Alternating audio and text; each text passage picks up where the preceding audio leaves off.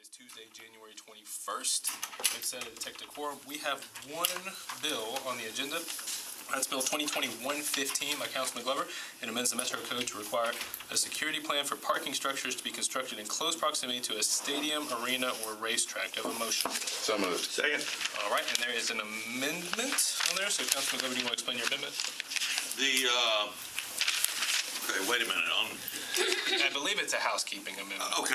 It is. Okay, because I'm like, wait a minute. Okay, they did it, and I just forgot. If you don't mind, read it, because it is just housekeeping. Amend section 1, in fact it says second 1, but you need section 1, by deleting references to 10.64.020 wherever it appears and substituting instead 10.64.019. Yeah. So we basically moved it into public safety in those arenas. Yeah. So Do you have a motion on the amendments? So moved. Seconded. All right. Any further discussion? All in favor, say aye. Aye. Any opposed? All right, so you passed the amendment. All right, so the bill as amended. Councilman Glover. okay, so we have the fire marshal here today to kind of talk about what this actually does and the reasoning for it. This is something that I've looked at, and we broadened the scope simply because we're hearing rumors out there of a Major League Baseball. We're hearing other things that could be coming, and so I think we need to be consistent across the board with whatever we do as we go forward. Where you put the parking garage closer in proximity to a stadium is not as relevant to me as it is the safety of the people who are in there. And so the recommendation, and I saw that Councilman Swope had sent some things out, is right. I talked to a number of people with the various leagues, with Homeland Security, FBI, etc., and sort of the recommendation is 100 feet, but but what we did here is to say, hey, look, if it needs to be closer, all right, just get a professional safety plan and send it through the fire marshal and police security. And if they sign off on it or say you need to do this for protection, reinforcement, et cetera, you could. So I'm going to let you, if you would, just kind of give an idea of where you are now on it. Okay. I'm glad to be here tonight. The fire code that we've already adopted as part of the Metro Fire Prevention Code already calls for security plans in any assembly type occupancy, like any kind of arena or convention center, that sort of thing. This would kind of extend it a little bit into any parking structures that would be nearby, because it's mostly, the security plans are mostly geared toward how do you get the people out of the big event if there's a problem. And of course with Homeland Security, now they're really looking at that in newer versions of the code. So it was already there. The parking structures kind of extends that. How do you protect anything that's built nearby as far as parking structure, because that's not really an assembly occupancy. But that would include that basically, if you would, in the envelope of the entire structure, because you've got that potential for someone doing something from the parking garage structure that could affect the stadium itself. So bottom line is it doesn't require a distance. It does require that there, if you want to put it closer than, it just says give us the safety report, let the fire marshal and the police sign off on it. If they do, go for it. If they say, no, you got to have these type of reinforcements or whatever in the parking, then it's to protect the general public. And there is kind of the substance of the bill. The fire marshals also be looking at the egress routes that everybody would need to have, and if there's enough of them for that facility, police department would be obviously looking for other things like protection and, of those egress routes and so forth. So who has the authority to sign off on these safety plans that are moving forward? The one concern I have about this overall is if it's within 100 feet, it seems like there are a lot of urban stadiums that may be moving toward parking garages adjacent to stadiums. You got a parking garage pretty close to the baseball park that we built, First Tennessee Park. There's a parking garage that's attached to the Bridgestone Arena. And as you move forward, it looks like that's kind of potentially the wave of the future. And what's to say that Vanderbilt wants to put a parking garage up next to their stadium? Would this prohibit them? And my concern would be, I get what you're saying, But who has the authority, and is it ultimately just up to the fire marshal to make the decision whether this security plan meets the definition of what you want? Well, as I said before, the fire department's, the fire marshal's office is going to be looking at the structure itself, protected exits to get out of that structure. The police department's going to have more of the security part of it, as far as how do you protect those with bollards or screening devices or whatever it would take. I think the gist of if I understand it the gist of it is bring someone in who's an expert on that to tell us how you're going to protect that. And as far as us approving that, it would basically be a joint thing. I mean, both of us would have to sign off on it. So the what are exits you- you're looking are you at are saying the that, pedestrian exits? In answer to that question, Yes. though, are you saying that the police chief and the fire chief are the authorities that would approve this and sign off on the plan? I'm gonna, Mr. Cooper, if you don't mind, because I know you went through the codes, and we had a lot of discussion and back and forth on the right places to put this, and this is where we landed, and I don't want to So the- misquote. The way the bill reads, it would be the codes department and the fire marshal reviewing the security plan, but that would be done in consultation with the police department. But the police chief doesn't have a sign-off per se. But Is there somebody who does?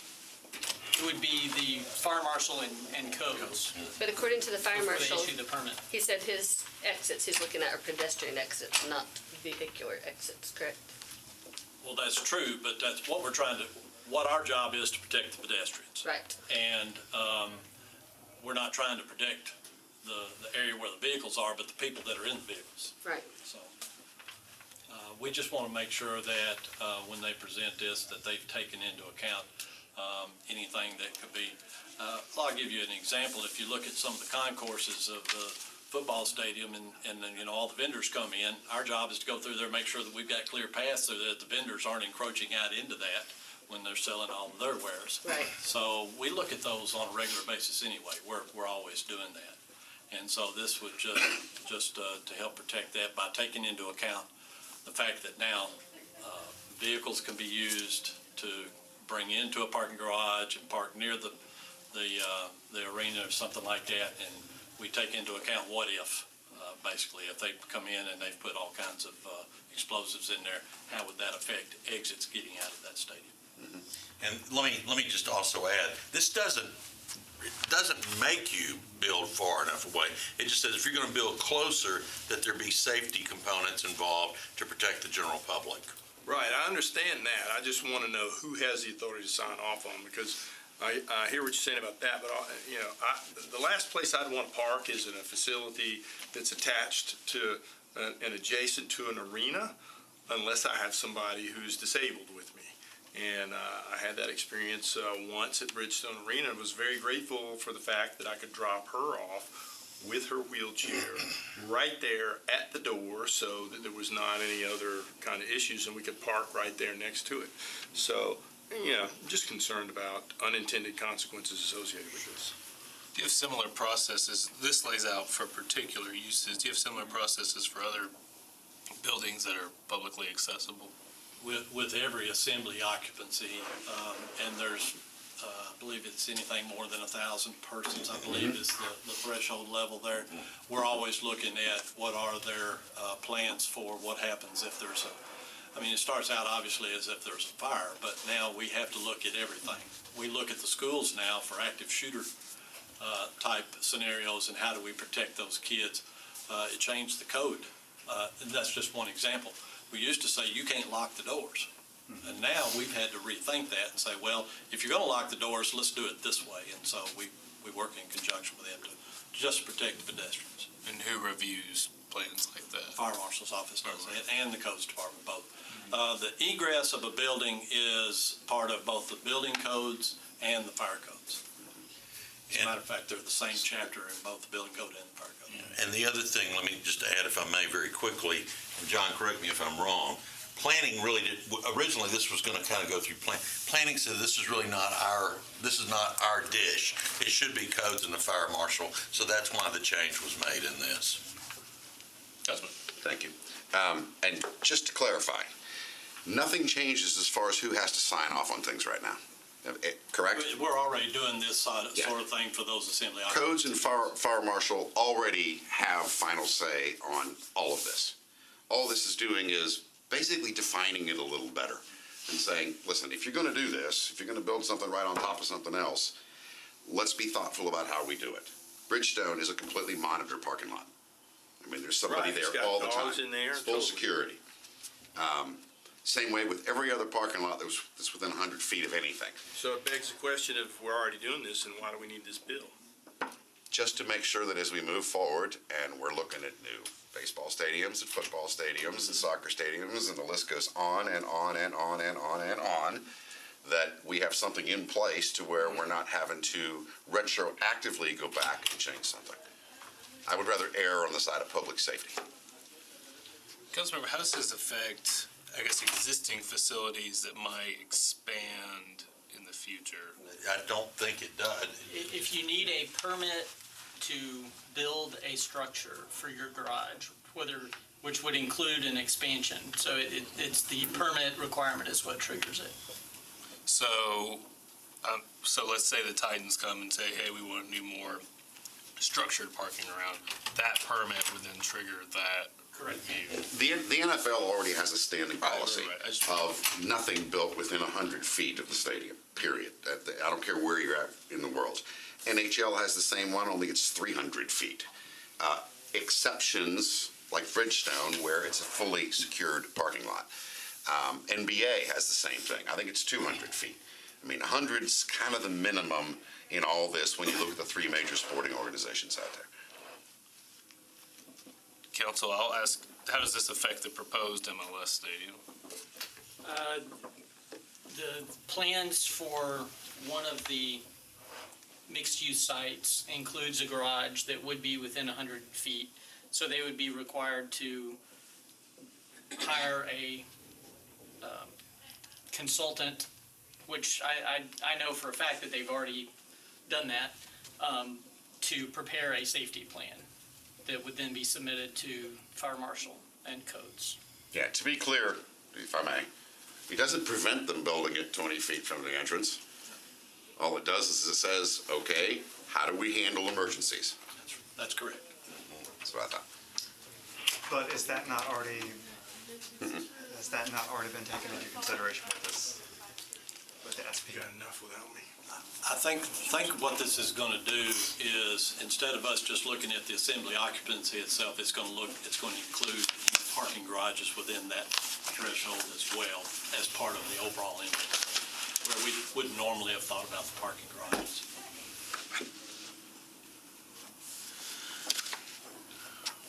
Councilmember, I don't mind your bill.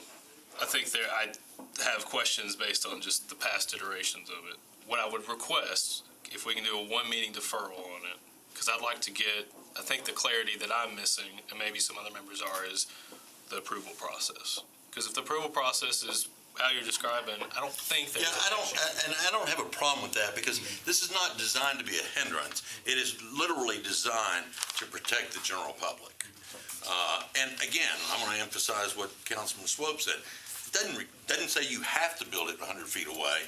It just says if you're going to put it closer, make sure that the general public is going to be safely taken care of. I move for one meeting deferral. Second.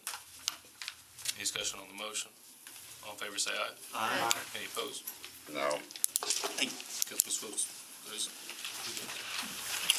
All right, we have one meeting deferral, and that is the only item. Thank you for attending Coast Guard Department.